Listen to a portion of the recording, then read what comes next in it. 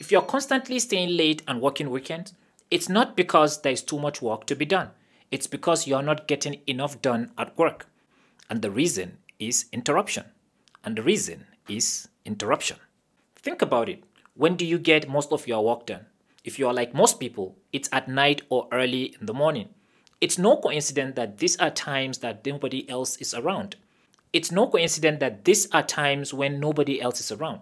At 2 p.m., people are usually in meetings or answering emails or chatting with colleagues. Those taps on the shoulder and little impromptu get-togethers may seem harmless, but they are actually corrosive to productivity. Interruption is not collaboration. It's just interruption. And when you are interrupted, you are not getting work done. Interruptions break your workday into series of work moments. 45 minutes and then you have a call, 15 minutes and then you have lunch. An hour later, you have an afternoon meeting. Before you know it, it's 5 o'clock and you've only had a couple of uninterrupted hours to get your work done.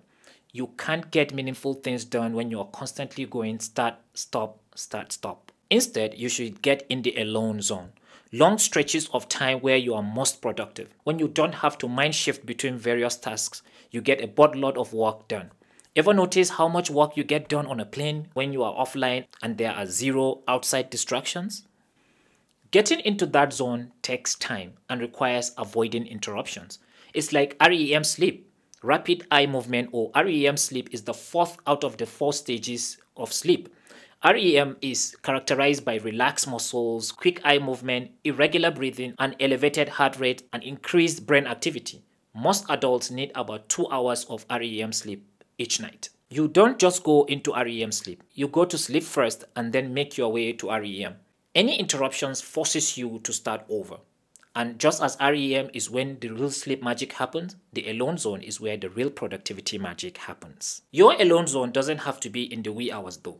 You can set up a rule at work that half day is set aside for alone time. Decree that from 10 a.m. to maybe 12 p.m. people can't talk to each other except during lunch. Or make the first or last half day your alone time period. Or instead of casual Fridays, try no talk Thursdays. Just make sure that the period is unbroken to avoid any productivity zapping interruptions. And you go all the way with it. A successful alone time period means letting go of communication addiction. During alone time, give up instant messages, SMS, phone calls, emails, and meetings. Just shut up and get to work. You will be surprised how much more you get done. Also, when you do collaborate, try to use passive communication tools like emails that don't require instant reply instead of interruptive ones like phone calls and face-to-face meeting. That way, people can respond when it's convenient for them instead of being forced to drop everything right away. Your day is under siege by interruption and it's on you to fight back. Now tell me, is it possible for you to get some alone time in the day? Down in the comments. Interruption is the enemy of productivity.